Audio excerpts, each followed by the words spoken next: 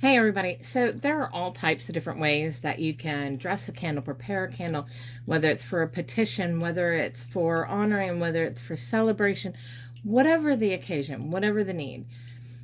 There is also a very simplistic way.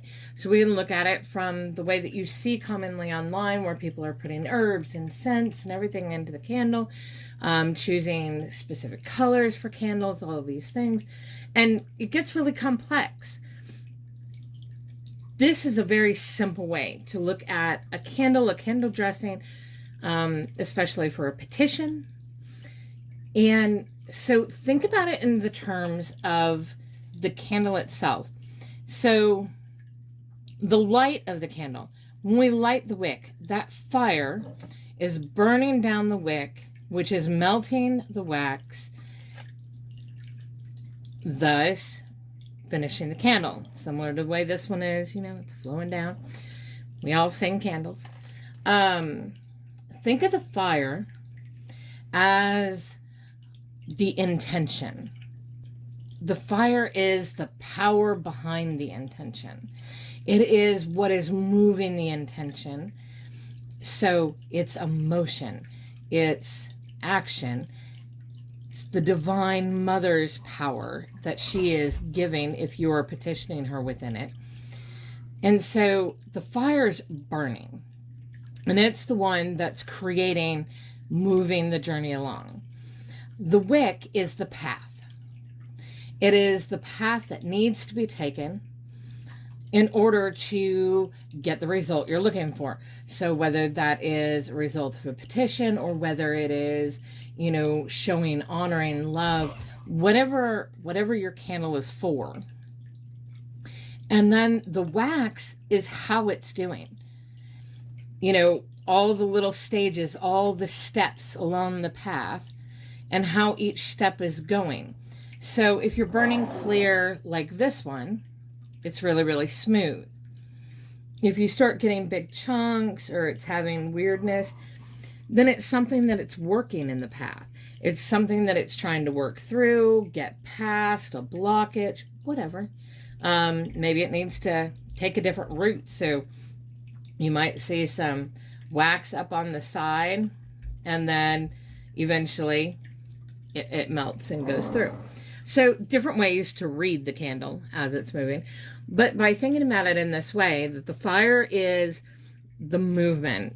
It is what is powering the intention that you put behind the candle. The wick is its path. And the wax is all the action, the movement, what's happening step by step by step. You don't need any special colors, any special candle. You can do this with birthday candles. You can do it with tea light candles. You can do it with glass candles or unglassed candles. It's just a very simple way to look at what the candle is doing without having to get complicated, add herbs and these kinds of aspects, but making it very simplified. Then, I have an oil that is very specific for physical world things. So if I'm doing a petition with a candle and it's anything physical world, so you're talking economic, housing, relationships, family, legal, anything dealing with physical world, societal, and community stuff, I will use this oil. Anything that is the Divine Mother and what I am asking assistance for or aid with, then it's this one. If I'm doing something that is a physical work, I use both. And so I'll open both up and I will just put it into the palm of my hand like that. Both of them. So I'll do the world one first, and then I'll do the Mother's, rub my hands together. I would anoint my own head. I have special words that I say for that. And then to charge the candle with the intention that I want it to do, I would take my hands, rubbing downward like this, and moving the candle around as I'm telling the intention. What is my petition? What is it that I'm after? whether it is a petition for something. So I need help with something, or I need a movement in an area. I would be saying that as I'm doing this. If it's just for honoring the Divine Mother and my relationship, if it's just for a celebration aspect, I would speak those out loud to the candle as I'm anointing the candle on the outside. I don't put anything near the inside or anything like that. And it's real easy to do with glass. If you are doing it on a straight candle, so whether it's a birthday candle, whether it's a pillar candle, whatever it is, if you're putting it on the outside, watch the burn. You 99.9% won't have an issue, but you might. So be there, watch the candle burning, make sure that there aren't any issues. And don't put a lot. You don't need a lot of oil for this.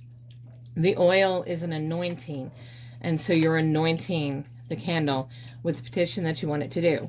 When you light it, you are starting that power. You are putting that intention into action. It's going to follow the created path that it needs to travel. And that's moving whatever energies need to be moved.